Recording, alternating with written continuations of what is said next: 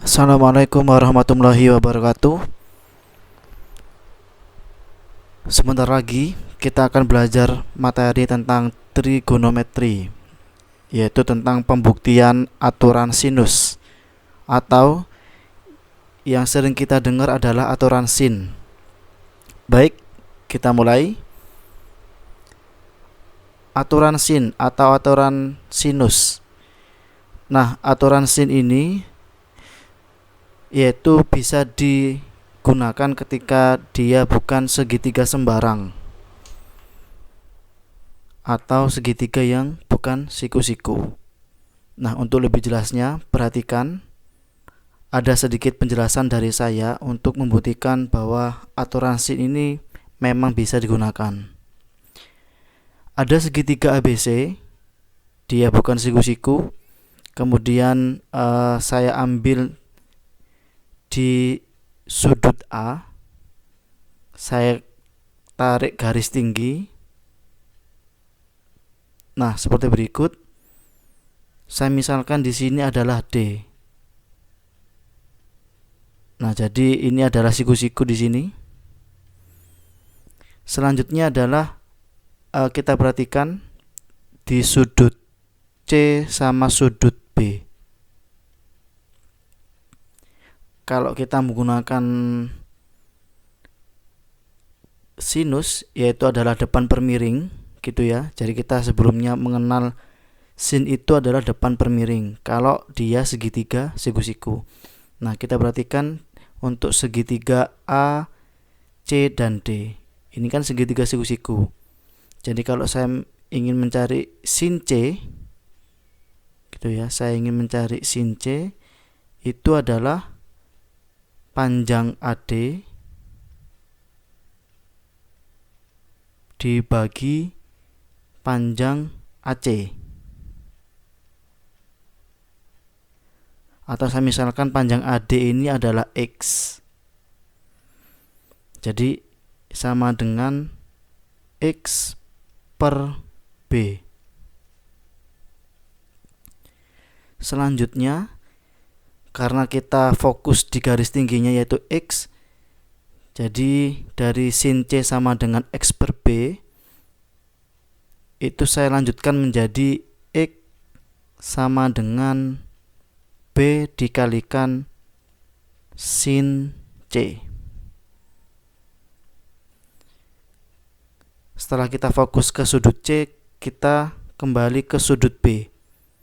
Sama, kalau mencari sin B, ya kalau kita mencari sin B, itu sama dengan depan per miring. Depannya adalah X, miringnya adalah panjang C, huruf C kecil. Kemudian X sama dengan C dikalikan sin B. Nah, kita hubungkan antara X ini sama X yang kedua.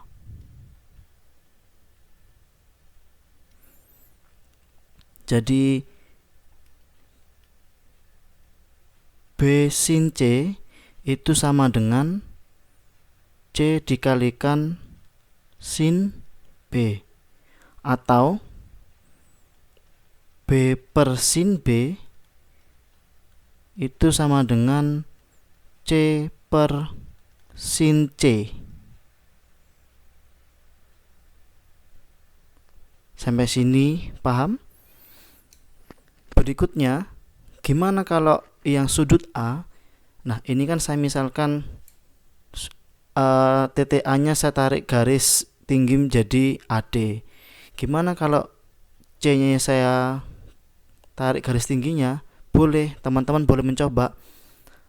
Garis C-nya ditarik garis tinggi ke sini, kemudian ke titik B-nya juga ditarik garis tinggi, nanti hasilnya akan sama. Selanjutnya, yang tadi ya, ini adalah kalau titik A ditarik garis tinggi. Nah, dia akan menghasilkan B per sin B sama dengan C per sin C. Nah, gimana kalau misalnya garis C-nya saya tarik garis tinggi? Nah, seperti ini. Siku-siku di sini misalnya. Kemudian ini titik D. Maka nanti kalau teman-teman mencoba pembuktian seperti sebelumnya, maka hasilnya nanti akan seperti A per sin A, gitu ya, sama dengan apa? A per sin A sama dengan B per sin B.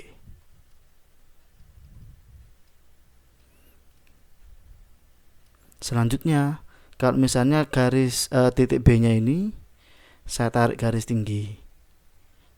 Nah, seperti ini. Siku-siku di sini, ini saya misalkan D. Maka nanti kalau kita pembuktian seperti sebelumnya, dia akan menghasilkan A per sin A sama dengan C per sin C. Nah, dari ketiganya ini dapat disimpulkan bahwa aturan sin itu rumusnya adalah seperti ini. Jadi A per sin A itu sama dengan B per sin B sama dengan C per sin C. Baik, supaya teman-teman lebih paham, mari kita mencoba untuk latihan soal. Nah, ini nomor 1. Ada segitiga sembarang, gitu kan? Kemudian yang diminta adalah nilai cos B-nya. Nah, perhatikan, teman-teman sudah diketahui sudut C-nya adalah 30. Kemudian depannya sudut C itu adalah 8. Selanjutnya diketahui panjang sisi B kecil atau panjang AB itu sama dengan 12. Kemudian depannya panjang sisi ini itu adalah sudut B. Jadi kita harus mencari dulu sudut B-nya. Nah, kita pakai aturan sin. 12 per sin B itu sama dengan 8 per sin 30. 12 per sin B sama dengan 8 per sin 30 berapa? Sama dengan setengah. Setelah itu kita kalikan silang. Jadi 12 kalikan setengah sama dengan 6. Kemudian 8 dikalikan sin B.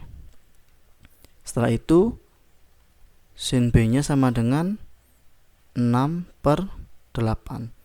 Atau kita sederhanakan menjadi 3 per 4. Nah, selanjutnya karena yang diminta adalah cos B, tetapi kita punyanya sin B, maka kita harus mencari cos B dari sin B. Gimana caranya? Yaitu adalah kita membuat segitiga siku-siku. Nah, segitiga siku-siku. Misalnya di sini adalah B. Sin B adalah depan per miring. Depannya adalah 3. Ini depannya B, kemudian miringnya adalah 4.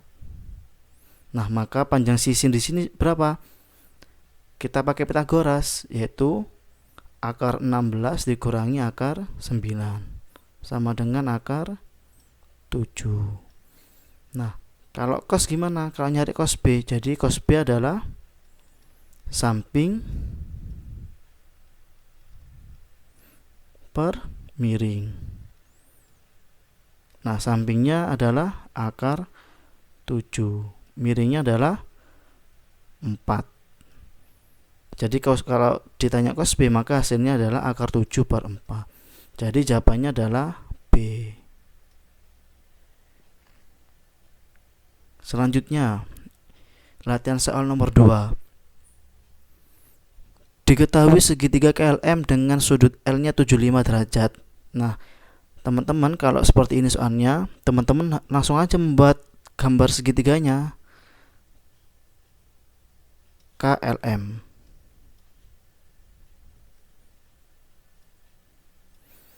Nah, sudut L-nya adalah 75. Kemudian sudut K-nya adalah 45. Kemudian kita tahu lagi panjang KL adalah 24 cm. Kemudian ditanya adalah panjang sisi LM. Nah, ini saya misalkan adalah X. Oke. Kita menggunakan aturan sin. Jadi X per sin 45 sama dengan berapa? Karena yang dicari adalah X, maka kita harus pakai bantuan, pakai 24 ini atau 75. Kalau kita pakai 75 tetapi panjang KM nya kita nggak tahu, nah kalau sedangkan pakai 24 sudut M nya juga nggak tahu, maka dari itu caranya adalah kita harus mencari sudut M nya. Gimana caranya? Kita tahu bahwa sudut dalam segitiga adalah 180 derajat. Jadi sisanya di sini adalah berapa? 180 dikurangi 75, kemudian dikurangi 45. Maka hasilnya adalah 60.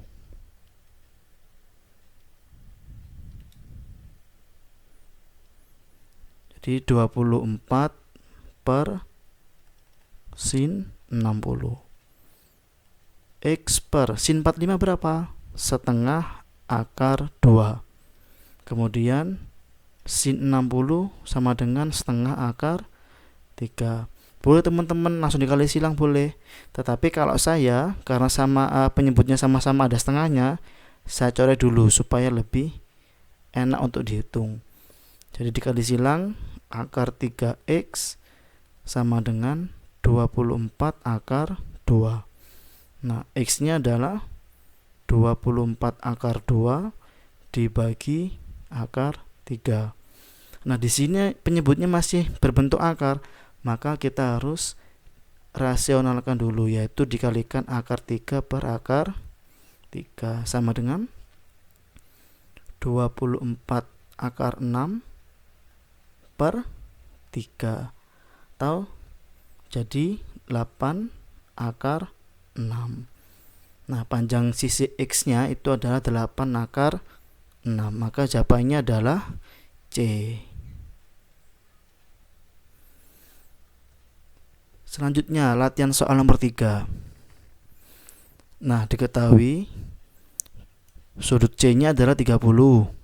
Kemudian depannya ada 18. Oke. Selanjutnya, diketahui sudut A-nya 45. Kemudian yang ditanya adalah sudut A. Oke, saya kira teman-teman sudah bisa.